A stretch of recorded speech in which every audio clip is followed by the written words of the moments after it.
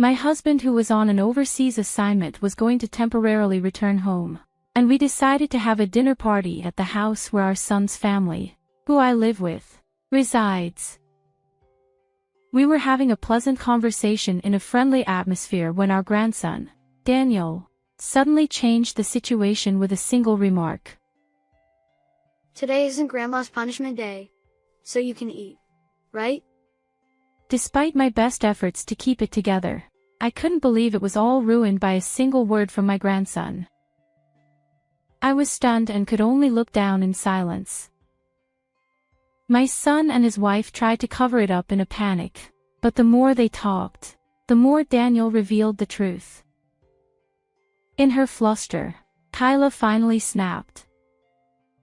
Enough. Just be quiet for a bit. She yelled at Daniel, making him cry. Then, Don't just yell at a child. Nelson's raised voice turned the dinner party atmosphere tense in an instant. Amid the silence of the living room, broken only by Daniel's sobbing, Nelson demanded an explanation from Caden. All the while, I was hugging Daniel, comforting him. In my arms, Daniel said, I'm sorry, Grandma. Will you get scolded again because of me? He was worried for me. What should I do now? I could only stay silent, holding Daniel tightly. I am Elizabeth Pratt, a housewife in my 60s. Nelson and I fell in love while working at the same company, so it was really tough until we decided to get married and I quit my job. In those days, without phones, it wasn't easy to exchange contact information, and there was a general attitude of keeping workplace romances secret. So, until we got engaged, I was always on edge, worried that my boss might find out. Even after our engagement, we struggled with seating arrangements and speeches for the wedding, to the point where I didn't know who the wedding was for anymore. Moreover, any slip-up could lead to Nelson, who stayed with the company, being subject to snide remarks later, so we couldn't afford to relax. However, thanks to those struggles, we are now bound by a strong bond. I realized this especially when Nelson's overseas assignment was decided, leading to us living apart. 3 months before his departure. I think I can come back within 3 years, but I'm worried. Why don't you come with me? I appreciate the thought, but at my age, moving overseas is too much. Unlike you, I can only speak English. Nelson was always worried about leaving me alone in America. Besides, if anything happens, Caden and his family are here, and we can always talk on the phone, so don't worry too much. Yeah, you're right. Caden is our only son. 14 years ago, when Caden started university, he moved out to live on his own. After graduation, he met Kyla in the cafeteria at his workplace, and they got married 7 years ago. 2 years after their marriage, our grandson Daniel was born. Caden, who rarely came home when he was single, started visiting regularly after Daniel was born. Both Nelson and I always look forward to seeing Caden's family. But beyond that, our time as a couple was very peaceful and enjoyable. Especially, Nelson planning trips for us during his long holidays made me happy. I've been busy with work and left everything at home to you. From now on, let's spend more time together as a couple. He would always take me to the places I wanted to go. For us, this was the first time Nelson had to live alone for work. Moreover, since it was overseas, returning home wouldn't be easy. It was understandable that Nelson was worried. However, if anything happened, Caden's family, living just 15 minutes away from the nearest bus stop, could help. so I always reassured Nelson that there was no need to worry. About a month and a half before Nelson's departure, I injured my back and had to go to the hospital. It was a mild case of a herniated disc, so I could manage going to the hospital and maintaining minimal daily activities on my own. However, to Nelson, who was about to leave, it was a major concern, and he said he would delay his departure until my back healed. I appreciate the thought, but it's not something that should delay your work. But I can't leave you alone like this. What if something happens? I tried to reassure him, but Nelson was adamant about not leaving me alone. Days passed with our discussions going nowhere. We're both adults, so don't worry about something like this. If anything happens, Caden and his family will help. As usual, I was trying to convince Nelson. Then, he had a flash of inspiration and said, Caden. That's it. Let's ask if you can live with Caden. Ha! Nelson immediately called Caden and explained my back situation and his overseas assignment. After hearing the story, Caden said, I understand. I'll talk to Kyla, so give me a moment. He then hung up. I thought it was impossible for them to agree to such a sudden request to live together. However, Caden's answer was completely opposite to my expectations. Kyla agrees too. It's only for about 3 years, right? That's no problem at all. I see. That's a relief. We should thank Kyla soon. Caden, take care of your mom. So, I ended up living with Caden's family, pushed by Nelson. Caden's wife, Kyla, worked as a chef in the same company cafeteria where she met Caden. A year ago, they opened their dream restaurant and both worked hard together. I'm sorry for asking you to take care of me when you're so busy with the new restaurant. A few days after deciding to live together, we had a dinner with Caden's family. While Nelson and Caden were chatting and drinking, I quietly apologized to Kyla. I thought it must be a burden for Kyla to take care of an injured mother-in-law for 3 years, especially at such an important time for her restaurant. However, Kyla said, "Don't worry about it. We help each other in times of need. Also, once you feel better, could you occasionally look after Daniel?" Kyla asked me. He's in daycare, but he's always alone from evening to night. Seeing Kyla's apologetic expression, I understood why she agreed to live together. She probably wanted me to look after Daniel. Of course. If there's anything else I can do, don't hesitate to ask. I replied with a smile, and Kyla also smiled, relieved.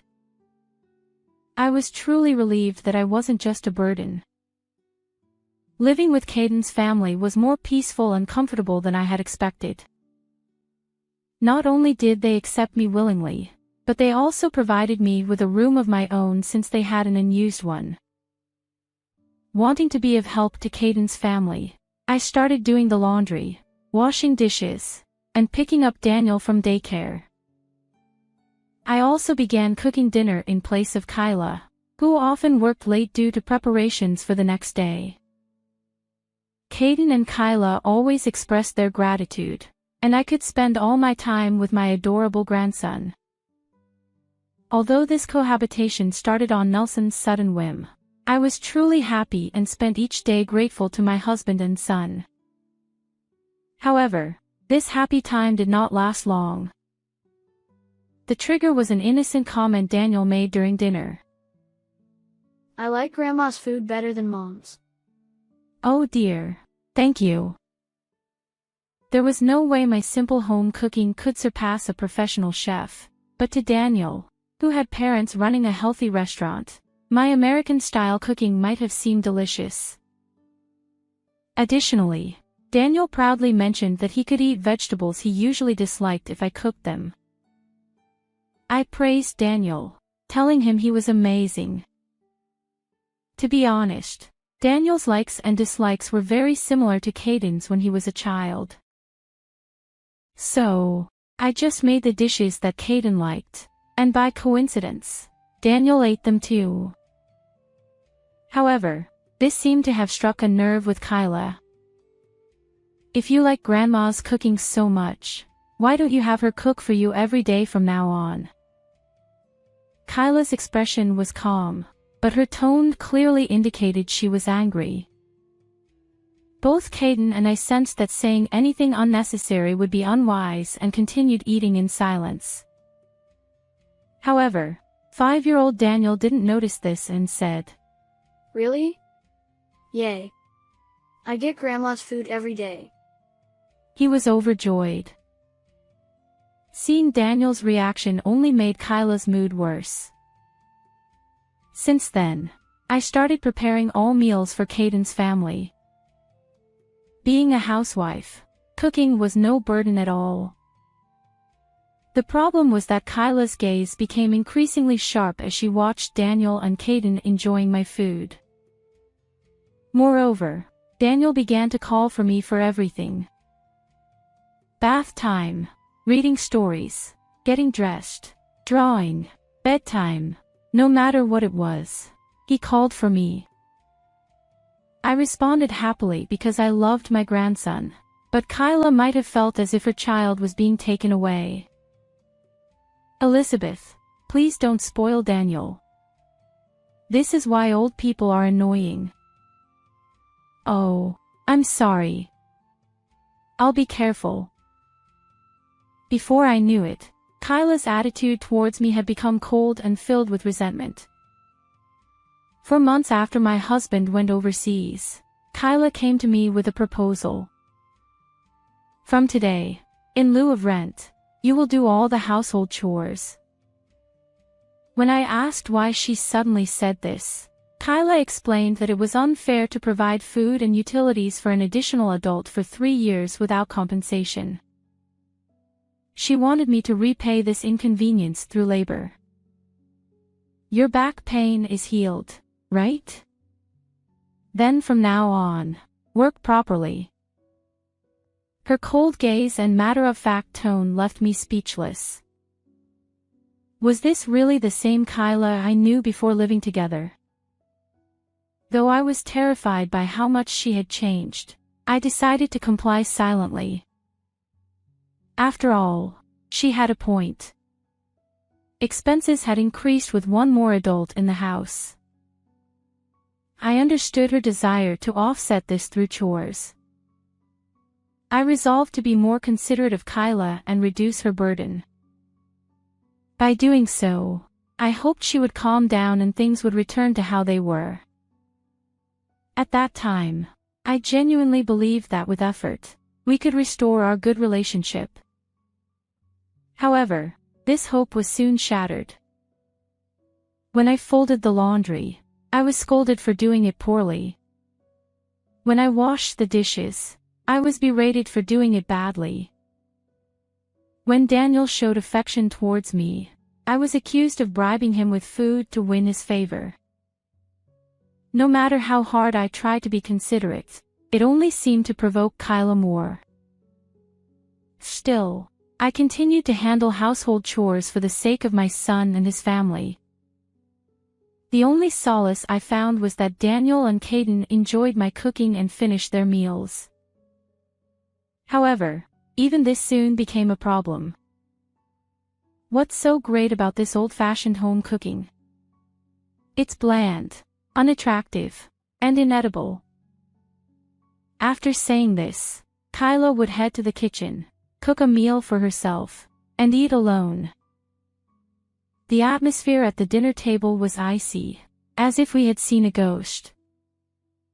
I was too scared to move, fearing what harsh words Kyla would say next. Daniel, sensing the tension, lost his appetite and left his meal unfinished. When dinner ended and I stood up to clear the dishes, Kyla called out in a cold, low voice. "Elizabeth, sit down for a moment." Dreading the reprimand, I sat back down and cautiously looked at Kyla's face, which was more hostile than ever. "I'm a professional. When I cook, it incurs a cost. Do you understand?" "Yes, I understand." I forced out a response. "Since you made me cook outside of work, you need to be punished." The word punished sent a chill down my spine.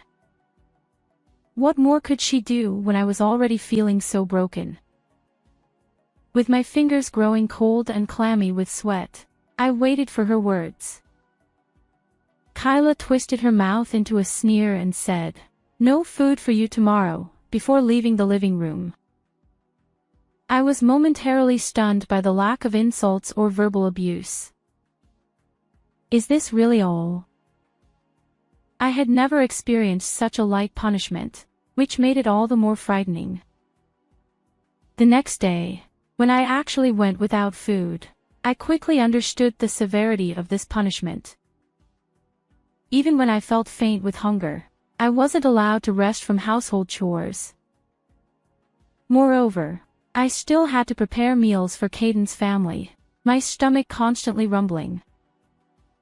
Running errands became a battle against fainting from hunger. I began to think that enduring her insults at home was far better than this. Such punishment occurred 3 times a week. Caden, who could have been my only ally, was too busy appeasing Kyla to be of any help. In fact, he had recently started joining Kyla in berating and exploiting me. The only consolation I had was my grandson Daniel, but even that was restricted since Kyla would scold him if she saw him being kind to me. I had to limit my interactions with Daniel to the bare minimum. The room that was meant for me had turned into a storage space, leaving no place to stretch out and sleep. I had become less than a burden. I often thought of returning to my home to escape this treatment. But the thought of my husband worrying about me overseas kept me from acting on it. At most, it would be 3 years. If I could endure, everything would be fine. Living in constant fear of Kyla's anger, I continued my hollow existence. A little over a year after my husband went overseas, one day he called. "Hi, Caden. It's sudden, but I'll be back next week for a short visit. How about we all go out for dinner?" Next week? That's too sudden. How about we have dinner at our place instead? "Sure, that sounds good. By the way, how's Mom? Every time I call, I'm told she's busy with Daniel, so we hardly talk." Yeah, she's fine. We'll see you next week then. Caden ended the call abruptly. At dinner, he shared the news with Kyla and me. Kyla looked visibly annoyed, but I was secretly overjoyed.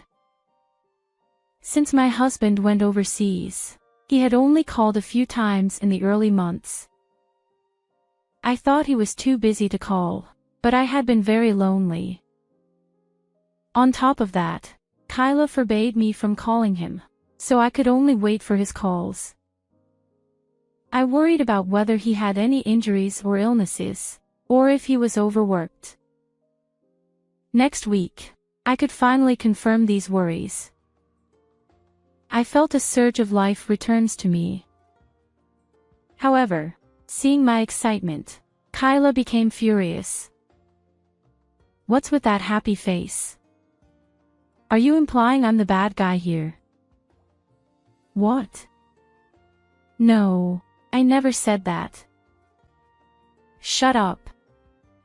Don't talk back. You're being punished again today." Confused and upset, I was denied food once again. For the week leading up to my husband's visit, on top of household chores, I was forced to help with the restaurant's preparations and distribute heavy flyers. "Don't come back until you've handed out all the flyers." She would kick me out of the house. The treatment was harsher than ever, and I was on the verge of collapse daily. What had I done to anger her so much? Too tired and hungry to figure it out, I spent each day even more careful around Kyla.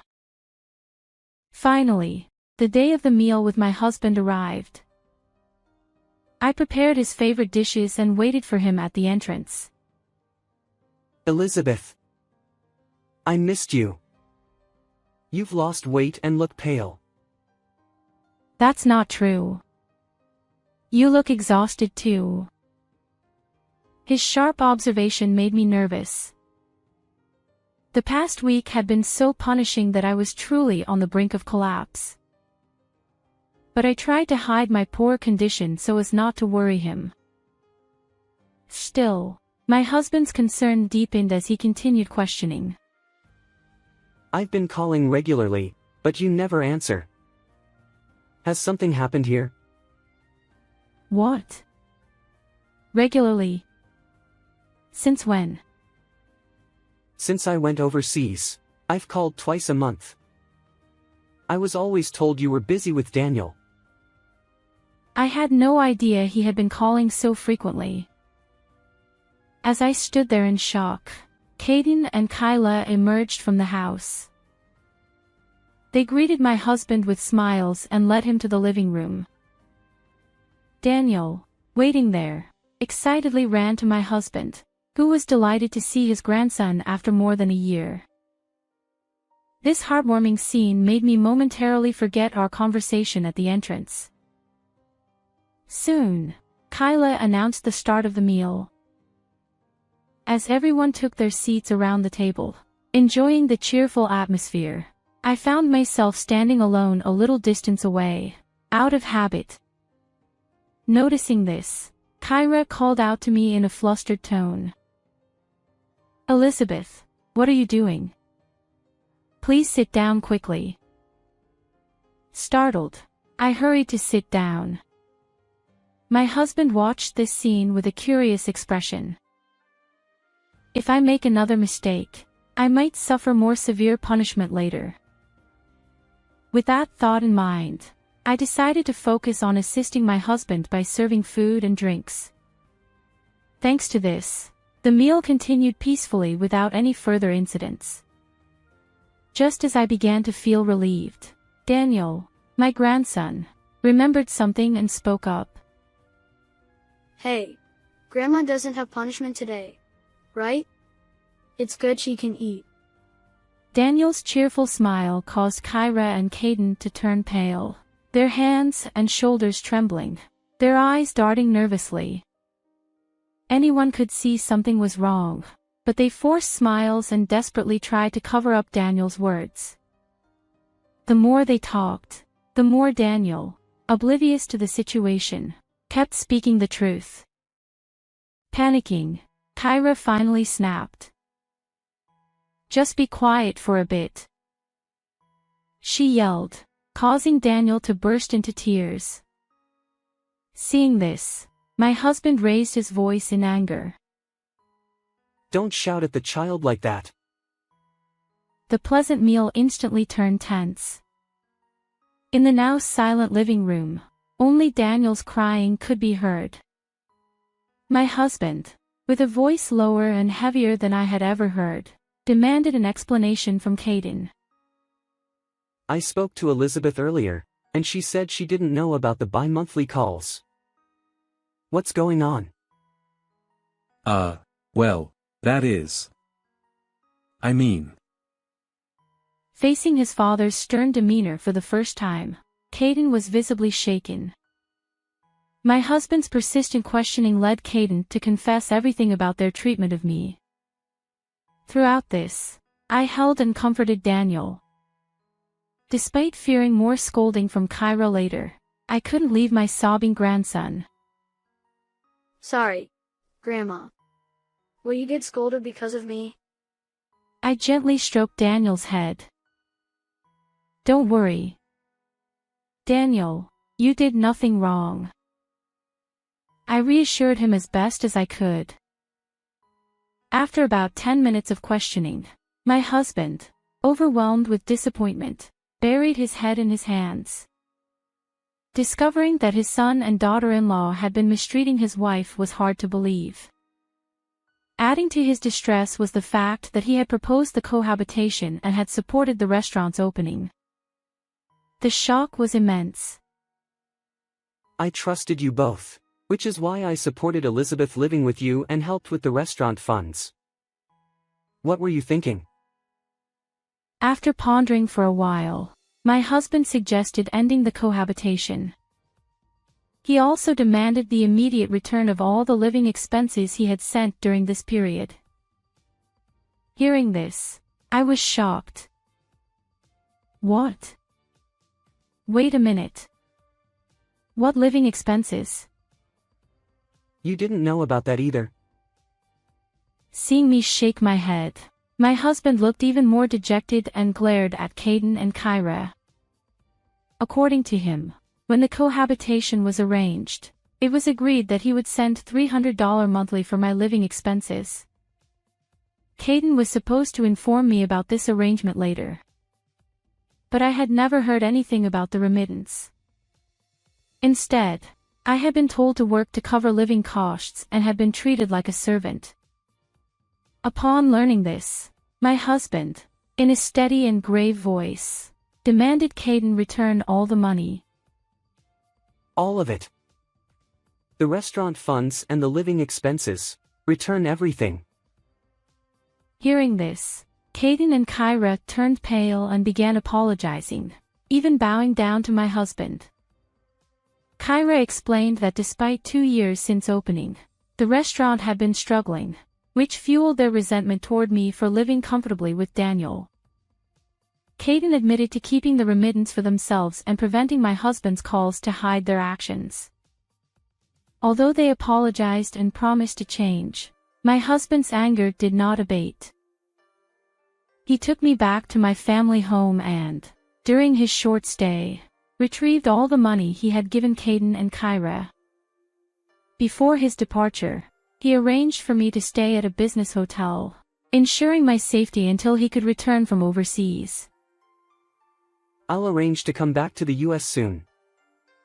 The hotel staff will keep you safe until then. Though I felt staying at home was enough, I agreed, not wanting to worry him further. Hotel life proved to be comfortable, and my health and spirits improved remarkably. In less than a month, my husband returned. The hotel bill was staggering, but he was relieved to see me looking healthier. I felt profoundly grateful to have such a caring husband. Back home, Caden and Kyra frequently visited, pleading for more financial support. However, the trust once broken could not be restored. Their restaurant, struggling even more, eventually closed within 2.5 years. Their dreams shattered, and their marriage fell apart. Kyra left, taking only her belongings, leaving Caden with their son, Daniel. Caden, now burdened with debt and child-rearing, turned his life around, finding a new job and working hard. To support him, I began caring for Daniel again. Though we provided no financial help, I took care of Daniel when Caden worked late. Daniel, soon to be a primary school student, proudly showed off his new backpack. Look at this backpack. It's so cool with this gold part. Thank you, Grandpa and Grandma. Watching Daniel, full of pride, always brought me joy. My husband and I look forward to supporting Daniel and hope Caden finds a kind and compassionate partner. How did you like this story? Please subscribe to our channel. See you in the next video.